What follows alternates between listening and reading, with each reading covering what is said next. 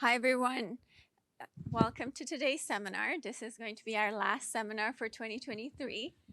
It's a great pleasure to have Professor Boubacar Kanté from UC Berkeley. Boubacar is the Chenming Professor of Electrical Engineering and Computer Science at the University of California, Berkeley, and a faculty scientist at the Material Science Division of the Lawrence Berkeley National Lab. Prior to UC Berkeley, Boubacar was assistant professor and then associate professor of electrical and computer engineering at UC San Diego from 2013 to 2018. His research interests include wave matter interaction and nano-optics, some of which we're very excited to learn about today. Boubacar is a 2021 Baker Fellow and a 2020 Moore Inventor Fellow. He has many awards, I'll name a few. He received the 2017 Office of Naval Research Young Investigator Award, the 2016 National Science Foundation Career Award, the Best Undergraduate Teacher Award from the UC San Diego Jacobs School of Engineering, and the 2015 Hellman Fellowship. Thank you for your time and for visiting us. We're very excited to learn more about your work, and the floor is yours.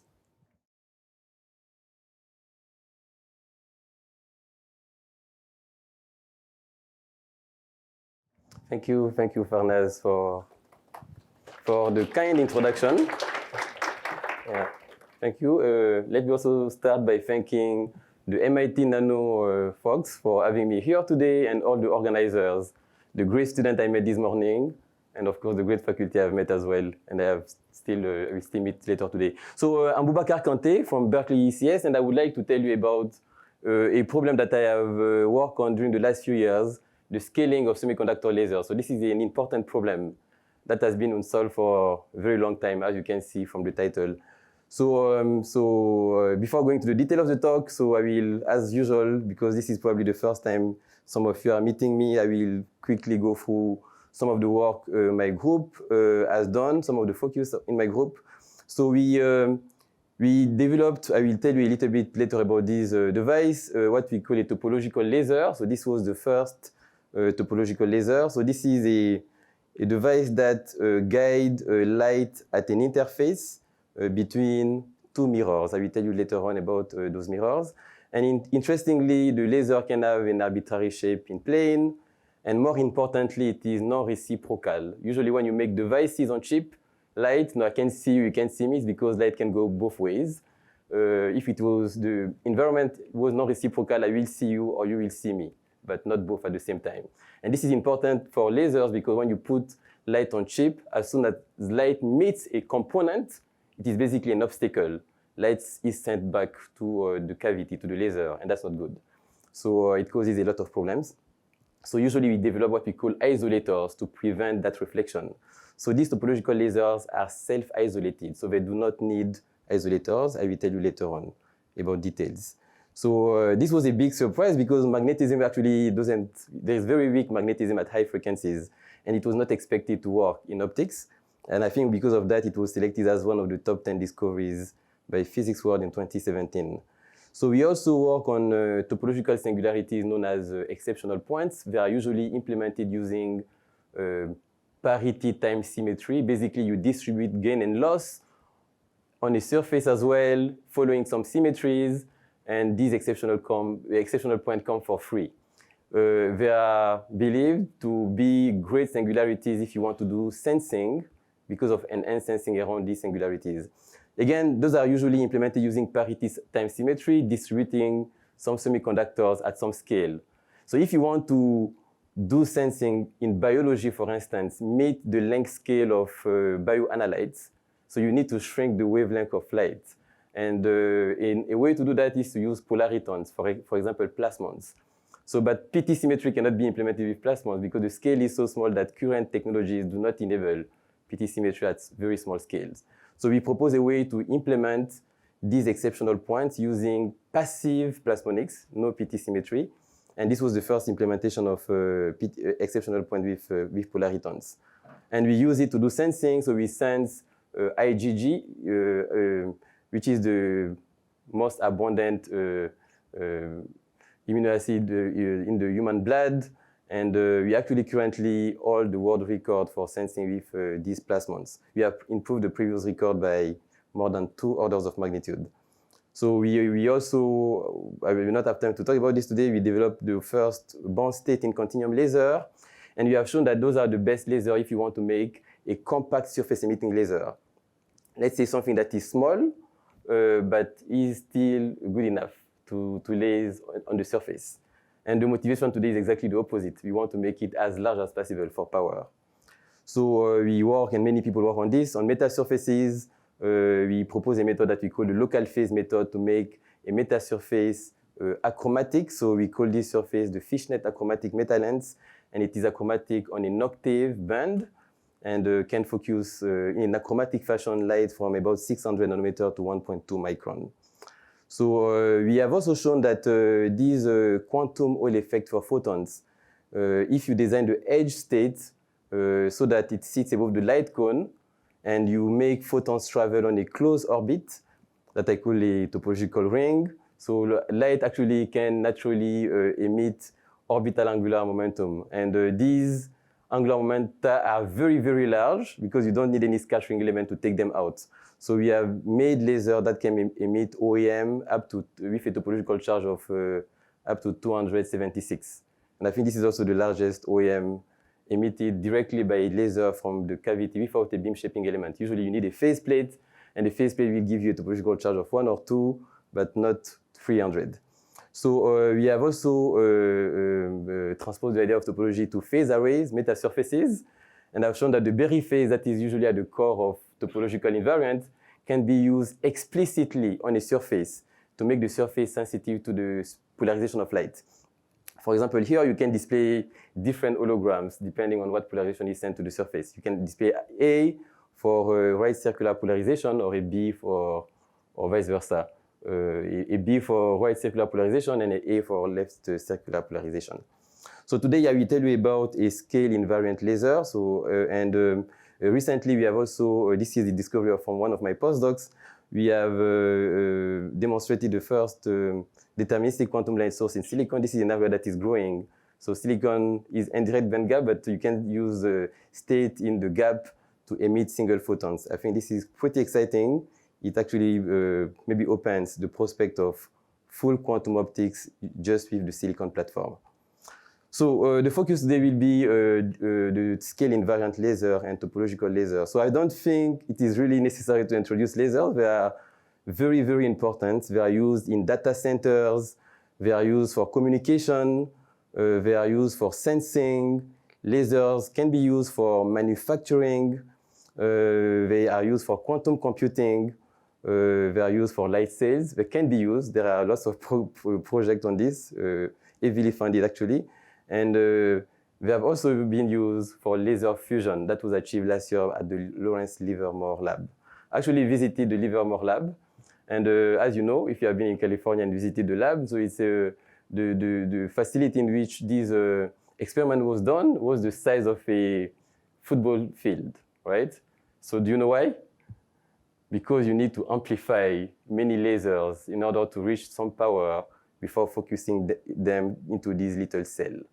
So imagine, if this is because we don't have high power lasers. So if you had high power lasers, so just think about the prospect of shrinking down the size of such a facility to the size of a laptop. So I'm not saying that this will happen tomorrow, but this is the question, an open question. This is something that is worth investigating. And just taking one example among many of the things that I just listed, the laser processing market is estimated to be $50 billion by 2030. But today, laser processing mostly use solid-state lasers. And these lasers are not efficient, so they contribute to the pollution. The environment is very important. So if you could use more efficient lasers, semiconductor lasers, to manufacture, that would be a revolution.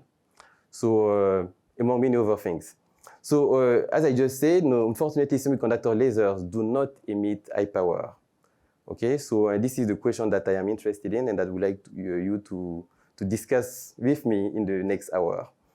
So how do we construct lasers? I mean, I will not go to those details, but what is a laser? A laser is just an high-frequency oscillator, and an oscillator is an amplifier with feedback. Okay, so the feedback for laser system is provided by the cavity. So we spent some time discussing the cavity. So there are many ways to confine light. So you can confine light using total internal reflection. This is what ring resonators use. You can confine light by surrounding an environment with mirrors. This is what is happening here. It's basically a defect in a band gap. The band gap is a mirror. So those are usually large footprints. You can decrease the footprint by using metal optics or plasmonics. So it works well. Of course, everything has a price because you have shrunk the size of the cavity. Now you have harder time to control the directionality of the beam.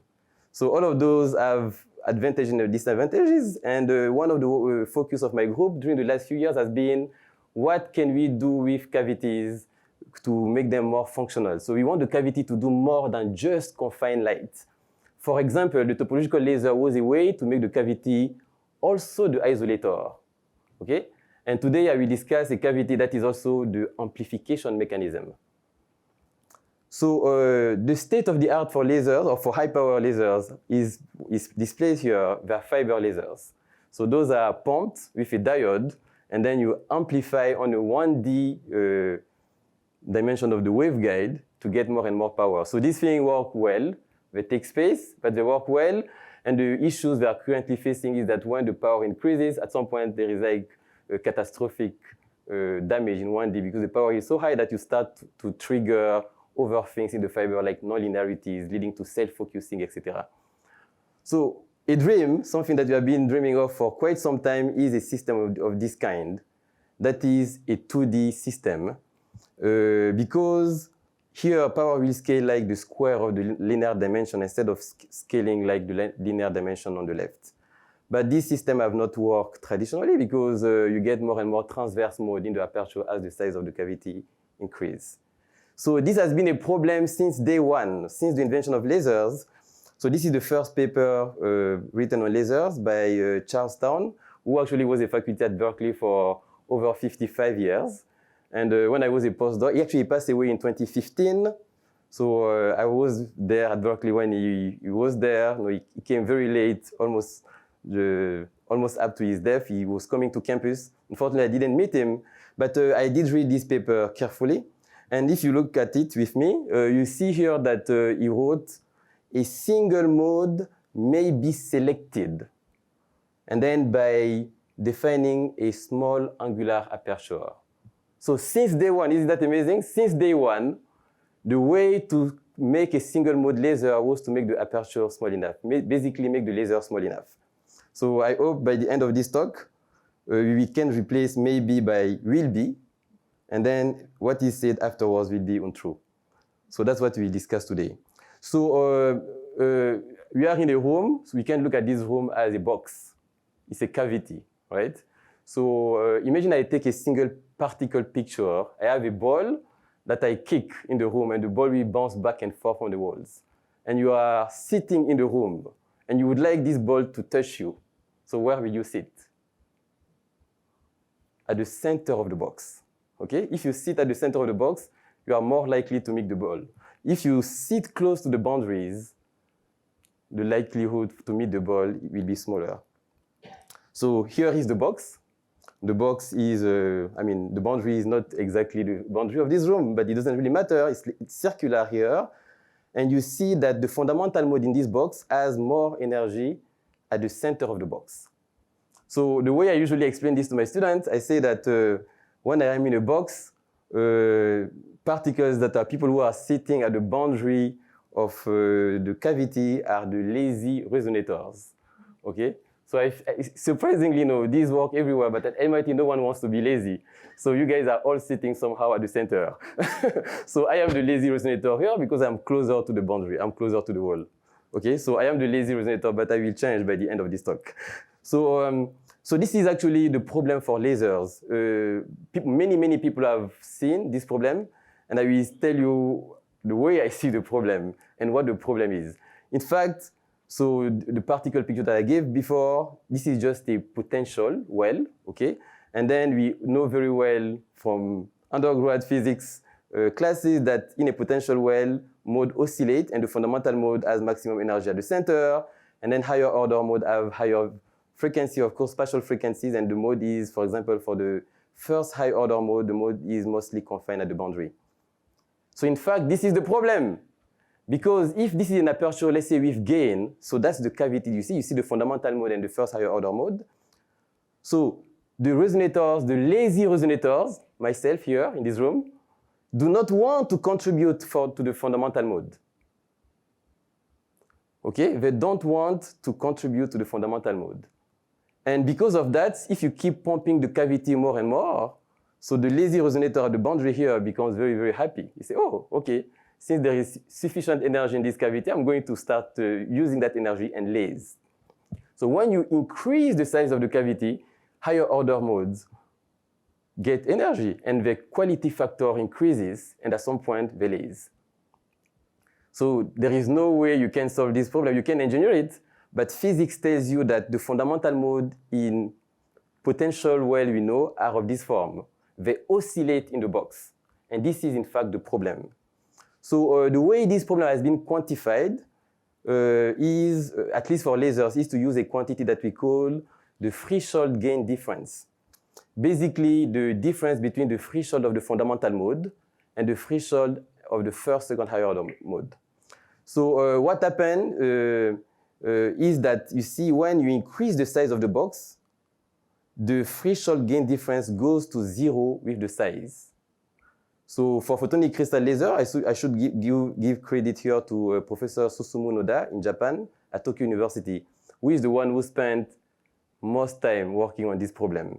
So this image is actually from his paper, and in the last 30 years, so progress has been done, but we move from the black line to the red line in 30 years.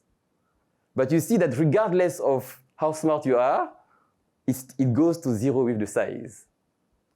At some point, the lazy resonator will come into play and laze and pose problems. So it's not going to be single mode anymore. So the way that happened is that the unit cells design was changed to something like the triangle that you see at the bottom to something a little bit more complex. So that is what we got in 30 years. So, so I will show a way to do it where no one will be lazy. So all current lasers, semiconductor laser, I mean, I have listed here. We have edge emitting lasers, VCSEL, vertical cavity surface emitting lasers. You all have some of those in your pocket right now. They are used for face recognition, for sensing, and photonic crystal surface emitting lasers.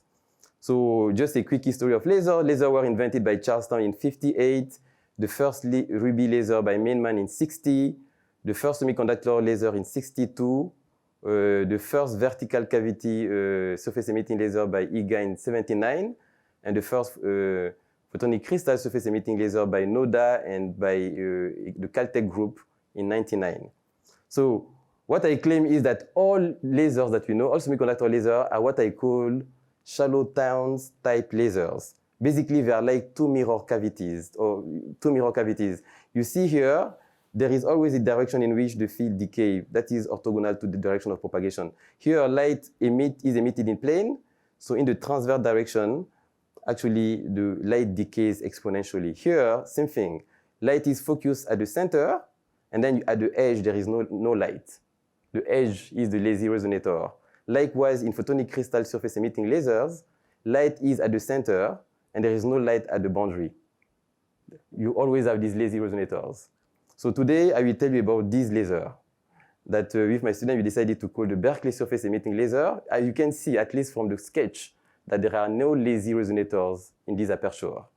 And this is very interesting because there are no lazy resonators, since everyone contributes to the fundamental mode, there is no space left for any higher order mode to come into the picture. If you can make that happen, the aperture size can, in principle, be increased forever, and the laser will never become multimode.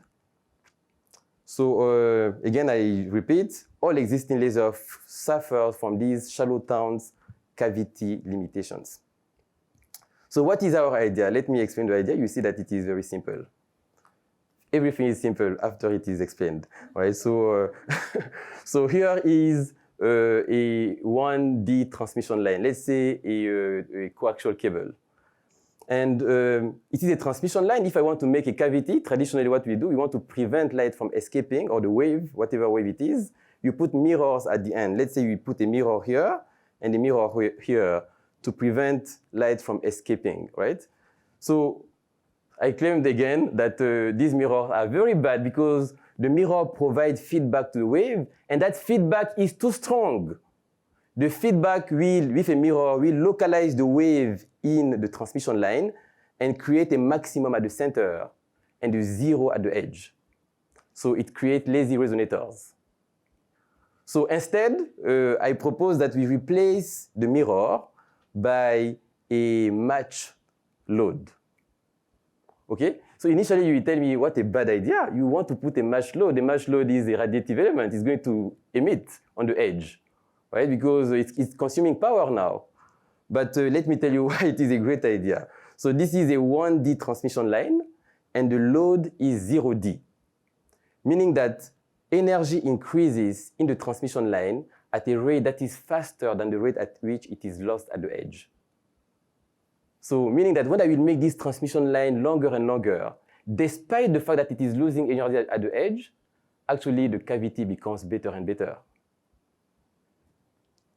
Okay, so if you ask any, I teach electromagnetism, you can ask any undergrad to plot the standing wave in this system, they will plot something like this. You see that the standing wave is constant everywhere, so there are no lazy resonators. So, and then I claim you can scale this forever. This will be what I will call later on a scale-invariant laser. So this is a sketch explaining what the idea is. So here is a computation of the actual mode in a system that we constructed that I will explain later on. So this is the fundamental mode of this cavity. And hopefully you see that I'm not lazy anymore, right? I am at the edge, and I'm contributing as much as someone that is at the center. So the center is here, and the edge is contributing as much as the center. So this fundamental mode actually has never been predicted, surprisingly, by any theorist, and has never been observed by any experimentalist. I don't know why. And since we are in the days of AI, no AI has ever predicted this mode. Okay, so here is the phase in this cavity. So the amplitude is constant across the aperture, and the phase is constant across the aperture as well. So how do we do that?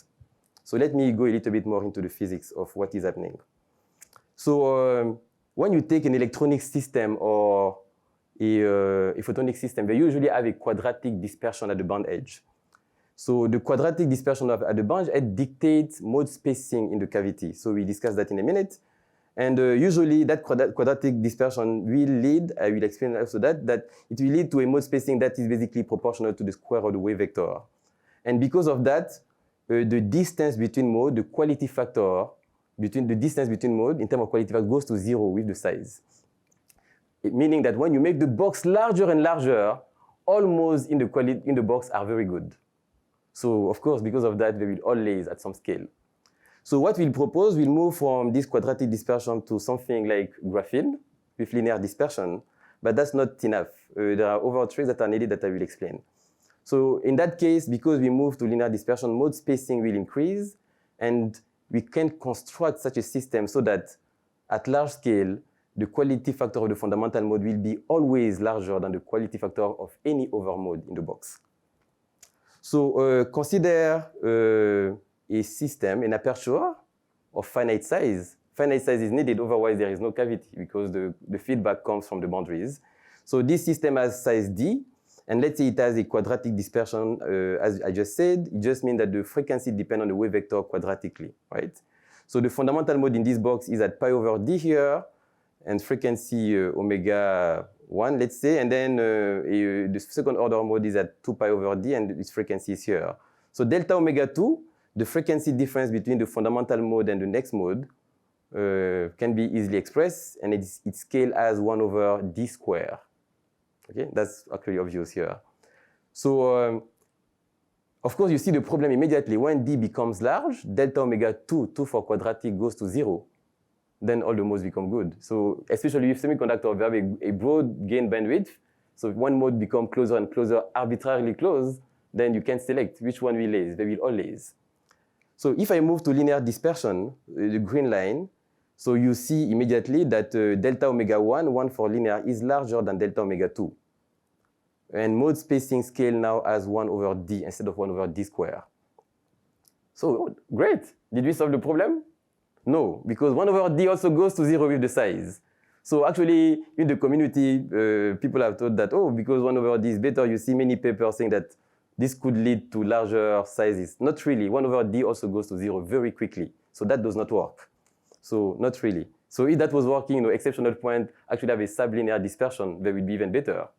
They do not work either.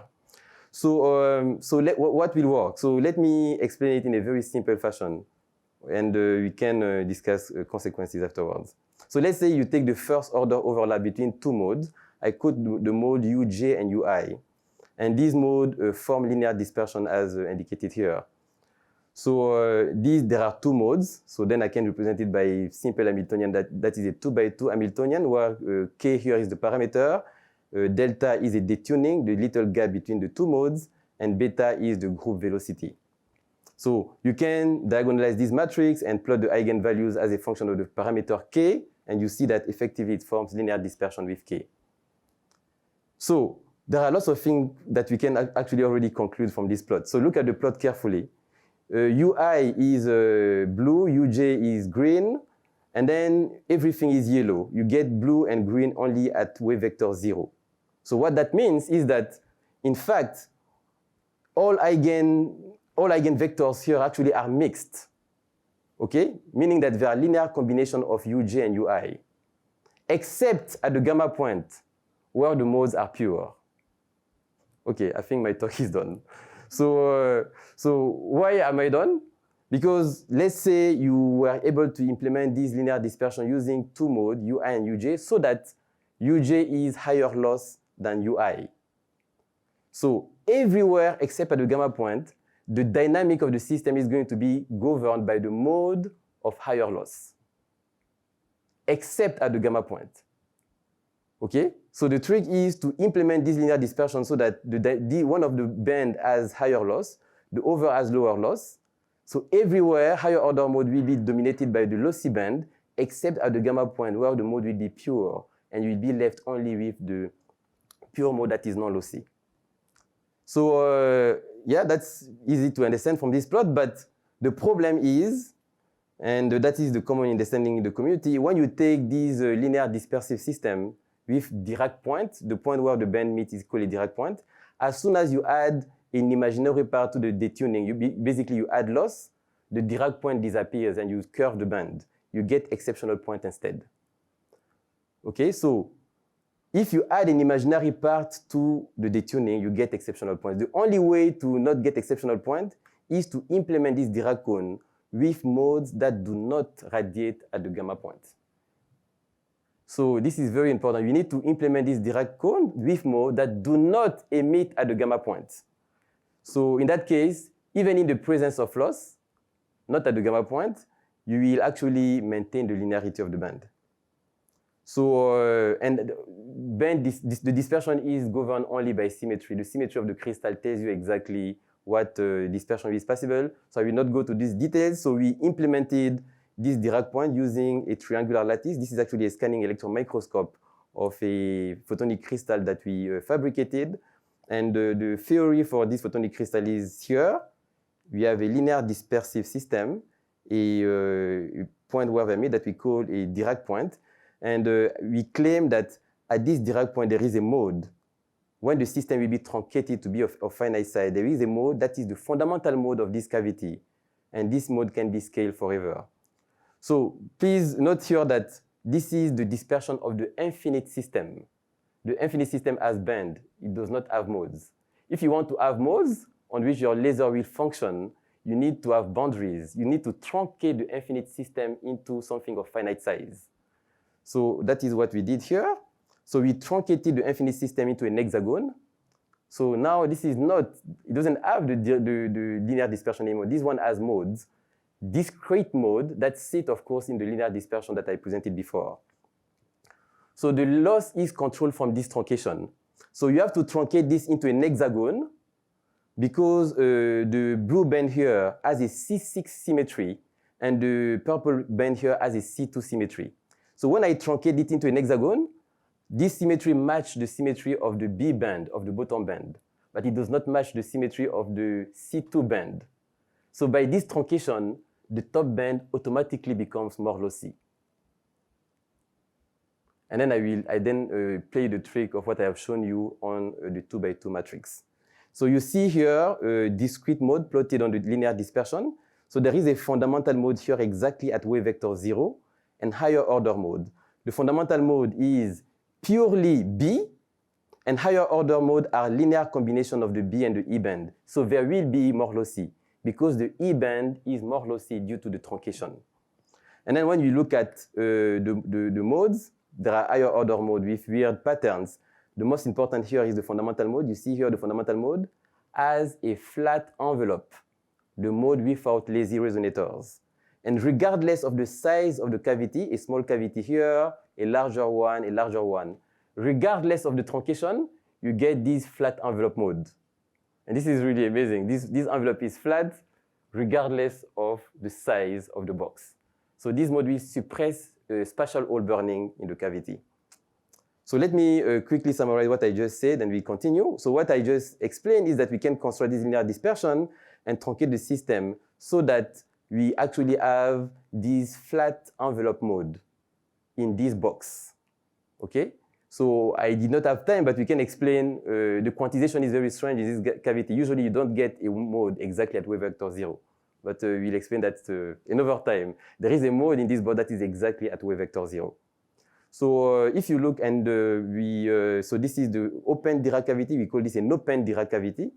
And the laser that we'll be using, that open Dirac cavity, we call it a Berkeley surface emitting laser. So here is a sample of the dispersion of this cavity. So I say that when you have quadratic dispersion, mode spacing, what I call delta omega, goes to 0 with the size. It goes to 0 with the size as 1 over d square or k square. And when you go to linear dispersion, it's slightly better. It goes to 0 as 1 over d or k. But that is not good enough. But look at what happened to the imaginary part of the free spectral range. Actually, if you take any optics book, no one tells you that the free spectral range is a complex number. The free spectral range is a complex number. Let me repeat, the free spectral range is a complex number. Why? Because a cavity has a finite, open cavity, it has a finite Q factor. So it loses energy. So the eigenmode is complex. The free spectral range is the difference between two eigenmodes. So why suddenly when we study free spectral range, the imaginary part just disappears? Okay, so it disappears because in all cavities we know it is actually 0 at large size, but not for these cavities. Here, if you take a system with quadratic dispersion, you see that delta Q over Q naught goes to 0 when the dispersion is quadratic. But when the dispersion is linear, and with the truncation that I just indicated, the imaginary part of the free spectral range does not go to 0. It actually converges to a finite value at infinite size that is governed by the loss rate of the bands that form linear dispersion. If I extrapolate, you see here that for the open Dirac cavity, the imaginary part of the free spectral range actually converges to a constant value.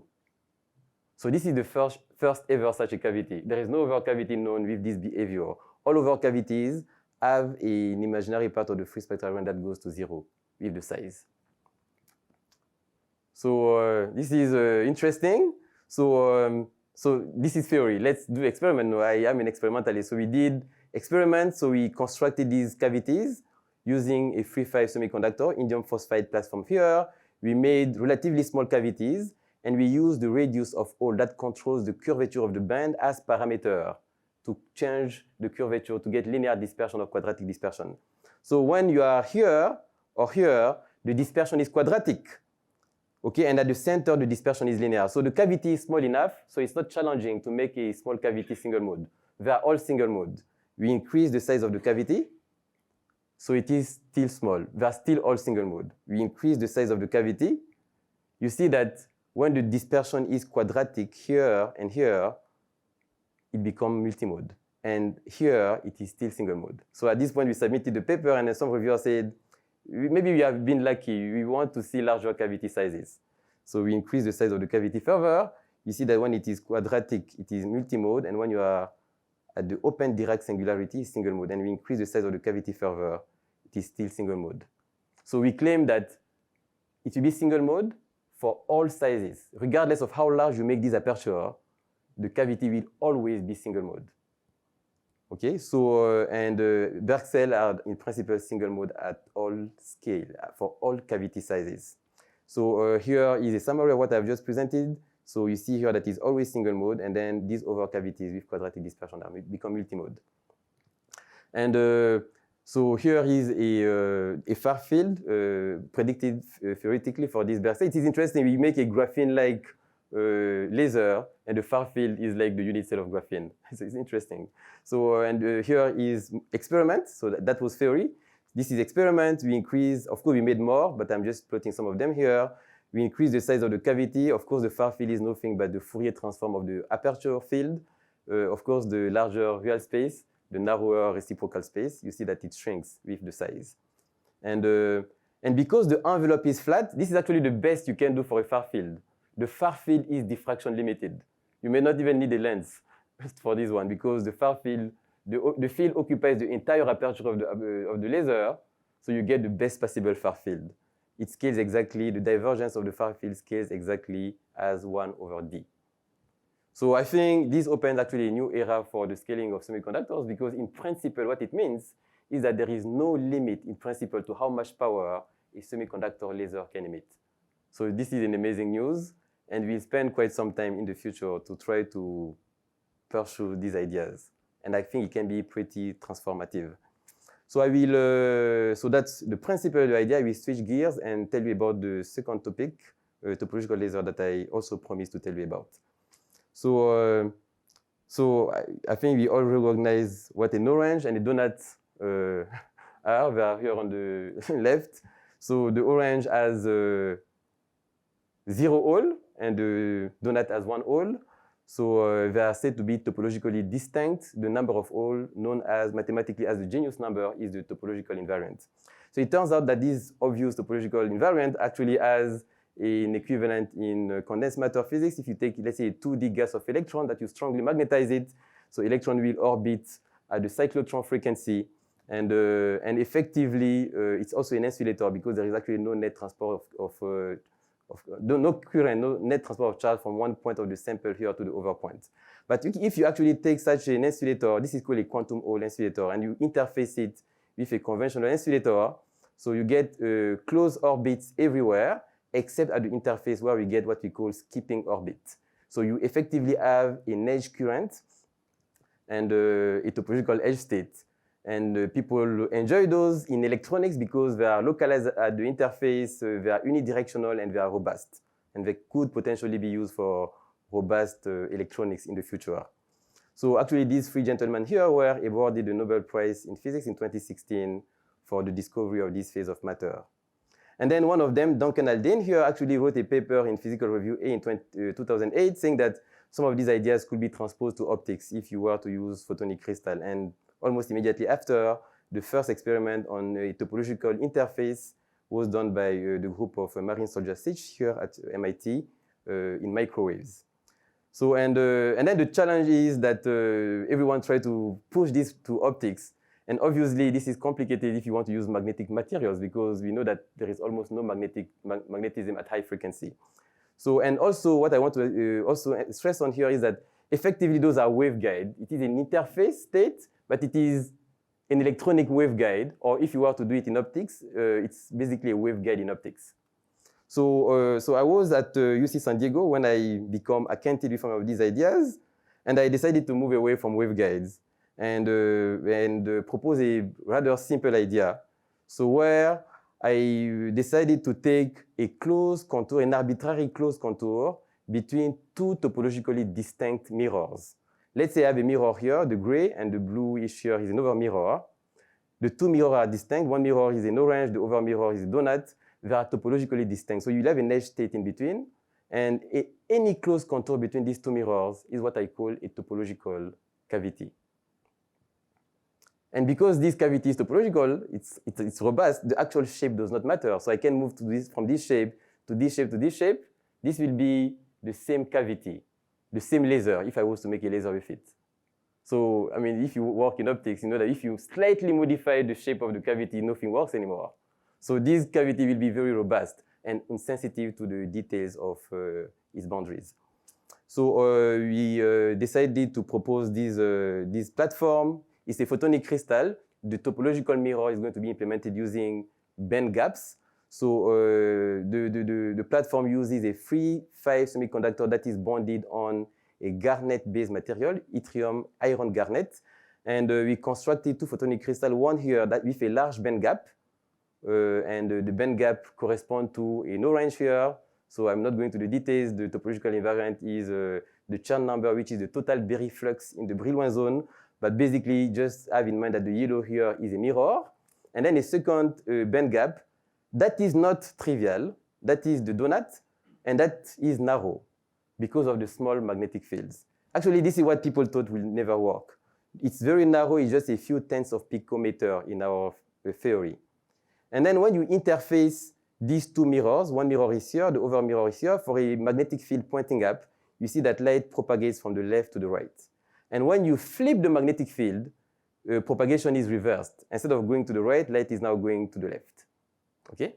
So, and this is just the topological interface. You can make a cavity out of it. Actually, this cavity, what we try to do is to use the shape of the US. This is supposed to be the shape of the US, but we decided to put Canada on the south and Mexico in the north.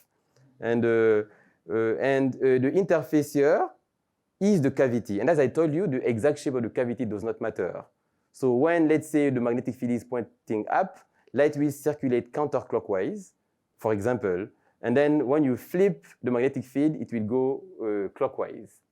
We can flip the direction of circulation of light on chip with an external magnetic field. And to prove that that was happening, we decided to couple this cavity to a defect waveguide. And for a magnetic field pointing, let's say, up again, so if you go counterclockwise, light will be preferentially emitted from this right output of the waveguide. And you will flip the magnetic field, and you will dynamically switch light to the left output. So here is the experiment. So we fabricated this device, and then pump the entire cavity. Again, this is a free 5 semiconductor bonded on a magnetic material. We pump the entire cavity from the top, and change the pump power up to threshold with a magnetic field on. When the magnetic field is on, you see that light, actually the boundary of the cavity lights up. And then when you turn off the magnetic field, it stops. Why? Because the center, the donut, is a mirror in a very narrow band. So actually, when you turn off the magnetic field, that band gap closes. So when it's closed, there is no mirror at the center anymore. If there is no mirror at the center, there is no cavity. So the magnetic field on, cavity off, no cavity.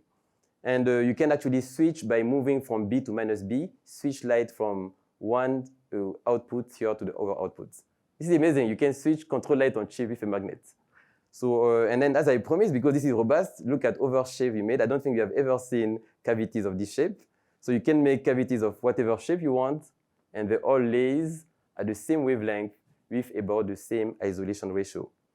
So I think this was a big surprise for the community because people were looking at alternative approaches using the spin-Hall effect or Vallée effect to do topology, and we showed that the photonic quantum Hall effect work well despite the very narrow gap. So I think my microwave background helped me a lot.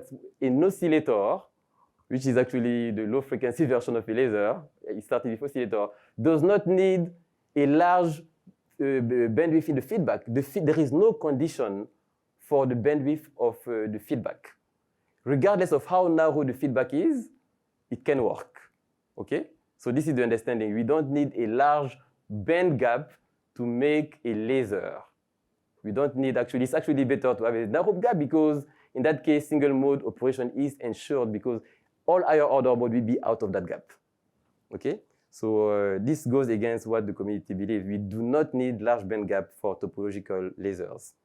So another device that we demonstrated from this platform is this. You can design this edge state. I'm not going to go to the details here. We designed this edge state so that it sits above the light cone. Because again, this is now not reciprocal. In a conventional ring, light will go clockwise and counterclockwise.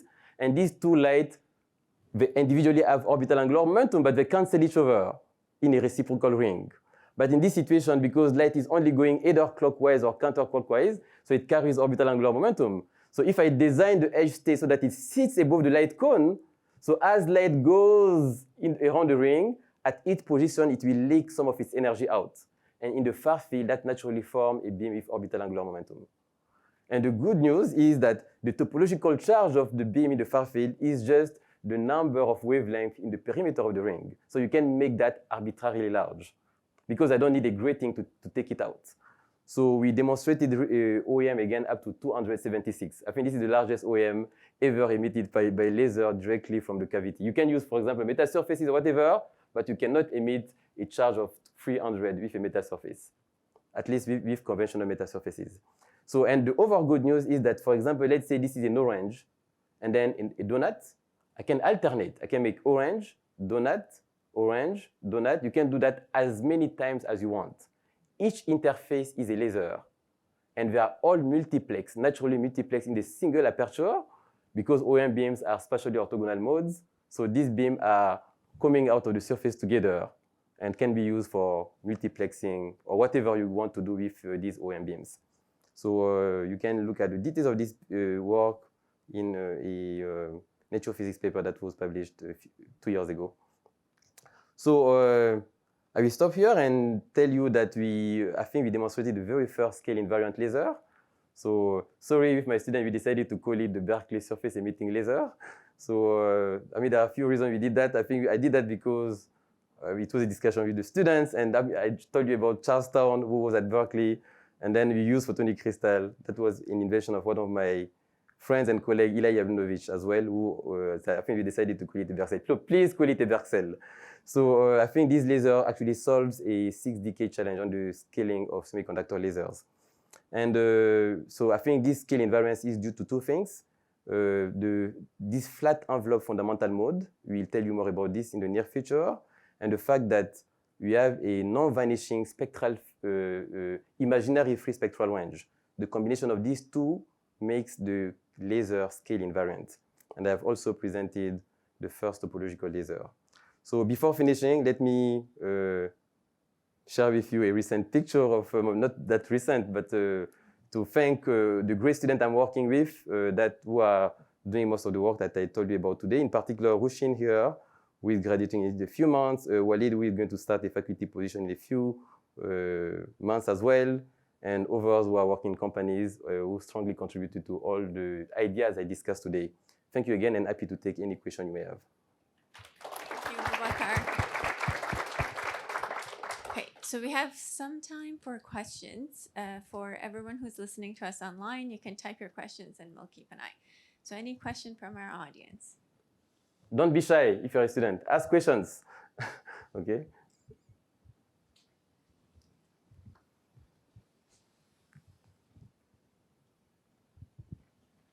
Thank you for the excellent talk.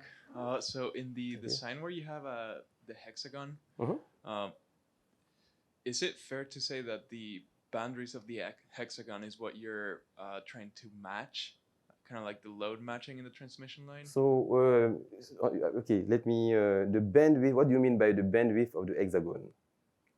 So, let me explain. So you have a photonic crystal that has linear dispersion, as I explained here. So, but this dispersion is the dispersion of an infinite system. Okay, this infinite system does not have modes because it has band. It's like a crystal, okay? An electronic crystal. It has band. So if you want to have modes, you need feedback. You need a finite size. This is what a cavity is. A cavity needs boundary. So when I truncate this infinite system into something of finite size, then I don't have this band anymore. This band gets discretized, okay, with modes. So the second thing I need is that these modes usually are all very high Q when the size of the cavity increases. So I want a mechanism to make one of the modes very good compared to all others. So the mechanism we found is that if I can quantize this so that there is a mode that sits exactly at wave vector 0, so that mode, wave vector 0, means that your spatial wavelength is going to be infinite. And this is exactly what is happening. The wavelength of the mode is infinite in the cavity, it takes the entire space in the cavity. Now, so coming back to the idea of lazy resonators, since all modes are busy, imagine you are all here. Actually, another way to see it is that if you take a constant omega curve, let's say this is frequency, you take a constant isofrequency contour. So it's going to cut the cone and form a circle. The intersection will be a circle. When you are exactly at the gamma point, exactly, okay, not near the gamma point, exactly, because there are many papers in the literature on near zero index. That does not work. You need to be exactly at the gamma point. When you're exactly at the gamma point, the isofrequency contour, what is the radius of the intersection? It's not a circle anymore. The radius becomes 0. So the index is 0. So I'm sitting here, you are over there. The phase offset between us is the index times the distance. So if the index is exactly 0, we are in phase. So if I start dancing, you will dance exactly with the same phase. So that's the idea. So in this cavity, the index is exactly 0. So we are all dancing in phase. So since we are all busy, when the second higher order mode comes and try to make you do something else, you don't care. You are already busy. So that's the idea. Thank you. Any other questions? Are you thinking about expanding this to 3D? Okay. So I'm not sure I understand the question because 3D means the laser will be taking all space. So where will it go? No, just to have like a bigger kind of, right? Okay. So you can, but it's not necessary. You can, for example, the idea is to get even more power out of each unit cell. So that's the idea. So, but that's not necessary because I have a mechanism to make the aperture as large as I want. So I don't need the third dimension. So the power you get by increasing slightly the dimension, I can get more by increasing the lateral dimension. Okay? So yes, you could increase slightly the thickness, but don't forget, if you keep increasing the thickness, there will be also feedback out of plane. And it will become multimode again. You cannot make it arbitrarily thick. The thickness of the semiconductor has to be finite. If you make the thickness arbitrarily large, it will fail also at some point. Hi, Professor. Thank you for the great talk. So my question is, in the pixel laser, can I view like the high quality of the direct mode as some kind of symmetry protected bound states in continuum? Okay, good. Yeah, because in slide 30, I think there are some like Yes. topological winding in the far field polarization. Yes, okay. So there are lots of questions here, very good questions. So actually, let's go to the theory of the far field. Yes, so first of all, no, I thank you for this great question. So there are lots of work on the literature on this bound state in the continuum. We realized the first bound state in the continuum laser, but I disagree with the qualification of bound state in the continuum for, basically it became a name these days for anything that is high Q. People call, what we used to call Fano resonances, people are calling them now bound state in the continuum and republishing things that were known a long time ago. But so the work done by Noda was also a symmetry protected mode, but that was not a bound state in the continuum. I think Sojasic did a pioneering experiment here using modes that were not protected by symmetry. That's very, very important. So modes that are protected by symmetry, I mean, we can call them bound state in the continuum, protected by symmetry, but I don't fully agree with that denomination. So this is indeed, so at the bound edge of crystals of photonic system, there are modes that are protected by symmetry. Indeed, those are the modes that are used. And because they are close to the gamma point and they are high Q at the gamma point, indeed, the Q diverges at the gamma point. This is why exactly at the gamma point, which is exactly at the center of this system, this is why you have a polarization vortex. You do have a polarization vortex. You can move away from this vortex, but actually we can emit any type of far field, but I will not tell you about that today. Okay? So in the literature, indeed, people are calling this system symmetry protected bound state in the continuum, but I encourage you to avoid that denomination. It's not really correct. Okay, there are a couple of questions online, so I'm going to ask. So someone is asking, in principle, what power and pulse energy is the application scalable to with current fabrication and semiconductor materials? Okay. What are the challenges to scale power? Okay, so there are many challenges. So this is a first experiment. The main goal here was to propose an idea and demonstrate a mechanism. I think the first time that we have a mechanism to basically erase higher order mode from an aperture. But as you can see, one of the things, for instance here, For demonstration here, because we wanted to explain the mode formation using symmetries, etc., it's actually a semiconductor membrane that is suspended. This is indium gallium arsenide phosphide multiple quantum wells that were epitaxially grown on indium phosphide, and we fabricated the photonic crystal and etched the indium phosphide away at the bottom. So this is suspended. So of course, what we try to make larger cavity sizes. If you do that, at some point it will collapse. Okay. So second thing, when you scale power, the main issue at some point very quickly become heat. Okay. So this is actually the worst configuration if you want to extract it because it's actually sitting in air. So one of the challenges is that we actually are working on that. We can make those on substrates so that it is more mechanically stable, and then you can extract the heat. And then there are questions also, it's a photonic crystal, you have to implement this singularity. So some uniformity of the hole size is also important. So those are some of the challenges. But I think we can do a lot more than what is possible currently. So I did say that you have VEC cells in your pocket. These VEC cells have an aperture size of a micron or 2. So here, with minimal effort, you already have 60 micron of aperture here on these you have just, if you make a VEC cell with an aperture larger than 1 or 2 microns, immediately it's multimode.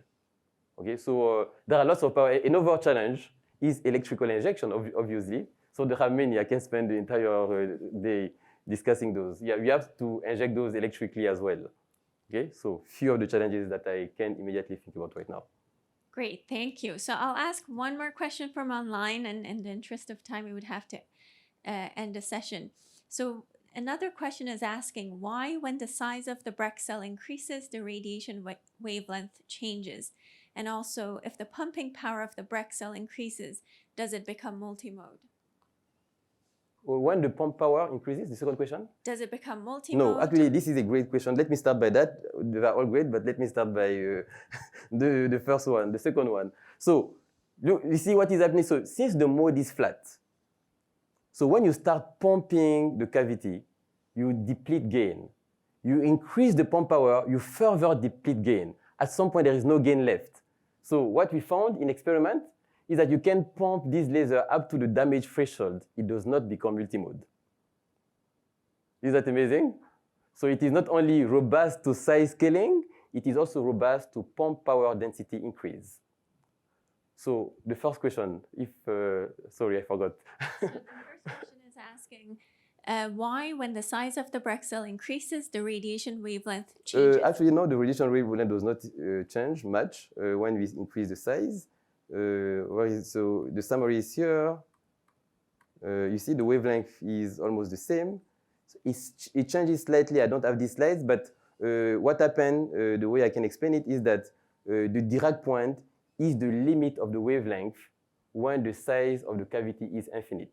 Actually, when you make the size larger and larger, the emission wavelength asymptotically converges to the Dirac point. So there is a slight modification of the wavelength, but it is almost not significant when the size is large enough. Great. Thank you. Let's thank Boubacar again.